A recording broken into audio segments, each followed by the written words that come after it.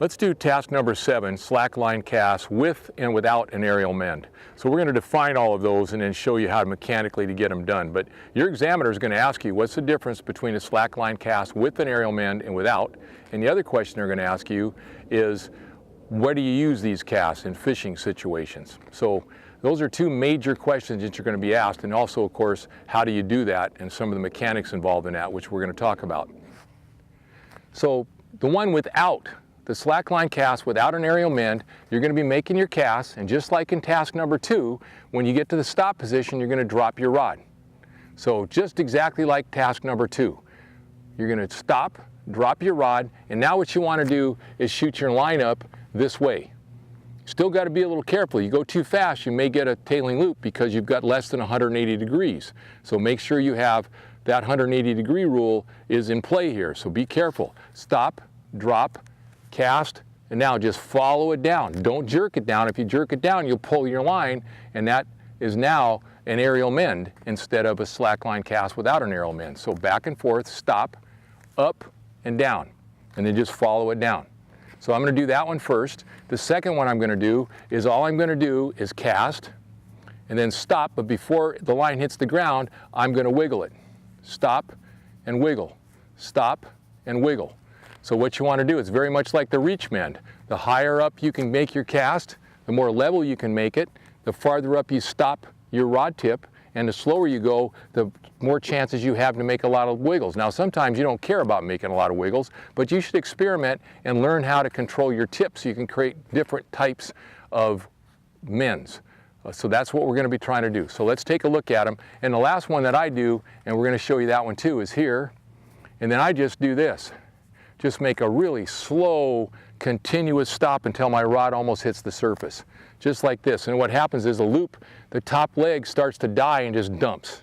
And to me, I can do that much more accurately at varying distances, especially with the wind blowing, than I can by sending a fly up in the air. So, but both of them can be used very effectively when you're fishing. So the reason, let's talk about why you use these. If you're the fish and I make a cast, and I'm upstream of you, so I'm upstream of you and you're downstream of me, and I do this and then wiggle before it hits the water, or I do one of the big pile casts that's a slackline cast without an aerial mend, my fly lands closest to you, my line is behind it. As the current takes out the slack, my fly approaches the fish without the fish seeing the fly line or even the leader. The first thing they're going to see that fly coming down to them. That's the most common use of this cast, although you can be used in other applications. The most common use is to fish when you're upstream of a fish and you're directly upstream or close to upstream. You want to be able to set a fly down with all the slack behind the fly on your end of the fly. The fly now travels down to the fish, and the fish gets to see the fly before it sees anything else.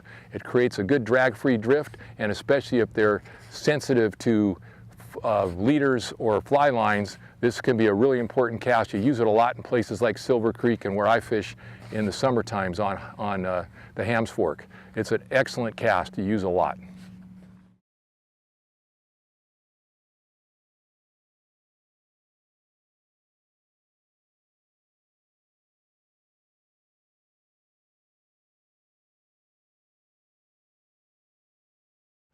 So again, we're going to do the pile cast first, which is a slackline cast without an aerial mend. I'm going to show you two different ways to do it.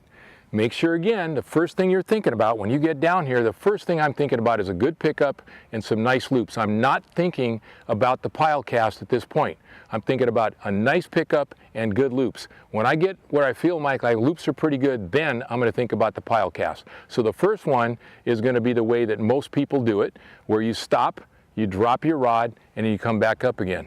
I've got a little bit of, again, I've got a tiny bit of a headwind, probably 6 or 7 miles an hour, so I'm going to have to lower my trajectory and make a little more speed in order for it to land near that orange cone at 30-foot cone. So the rules say you're supposed to land close to the 30-foot cone.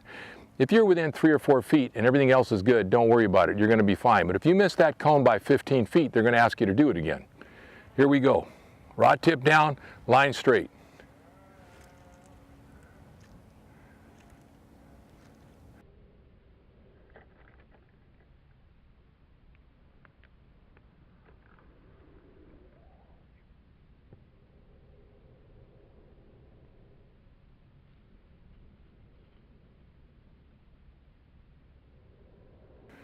So I've got enough of a breeze that blew back probably instead of 30 feet, that's at 22 feet. So this time I should have adjusted for that and I didn't do it. So I'm gonna, first off, I've got a little more than 40 feet. So here we go. Try it one more time.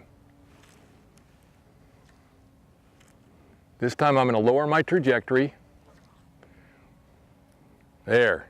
Now that landed at about 28 feet. So that's much better. I'll even lower my trajectory more this time. But watch what I'm doing. I'm just following it down.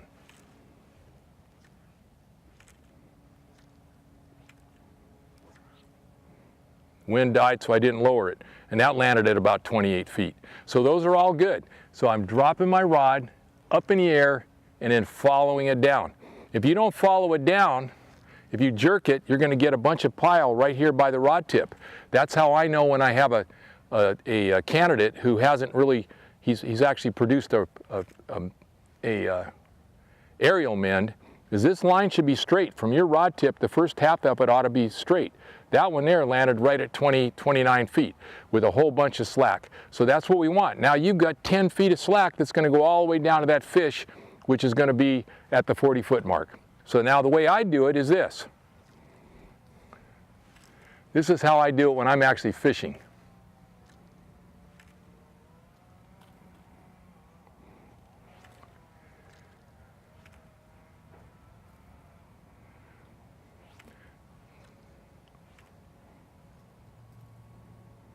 So I just drop my rod and you can see the line dies.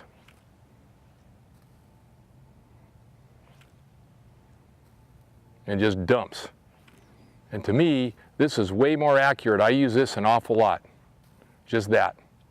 And again, we talked about this in some of the previous ones. Just get a whole lot of practice. Don't worry about your pickup and your loops. Just do a ton of repetitions just like this.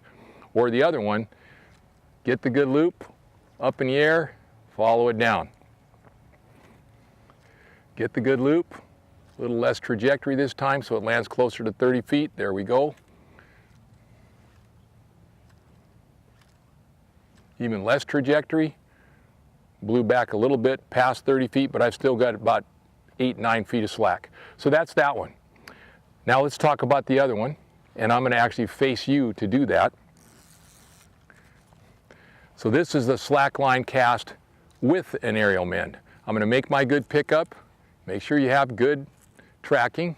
Don't go swinging around and looking goofy because they'll ding you. So good tracking. Now, get your rod tip, so here, and all you do is this. Just wiggle your line.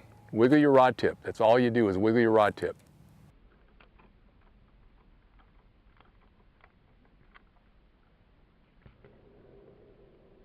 It should land again near 30 feet. So all you're doing is stopping, stop, wiggle your rod tip and follow it down. Stop, wiggle your rod tip and follow it down. Very similar to the pickup or the reach mends. So both those two casts are pretty easy to do. I just think it takes a little practice and you have to kind of concentrate on the wind, making sure you understand where that wind is going to blow your fly if you want to get close to that 30-foot cone. And that's something you can do during warm-up. When you're at warm-up and you know you've got particular winds, you may not, I just chose to go into the wind. In an actual testing situation, I probably would have gone against the wind.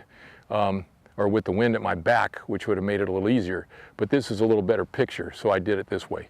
So there we go, that's task number 7, slack line cast with and without an aerial mend.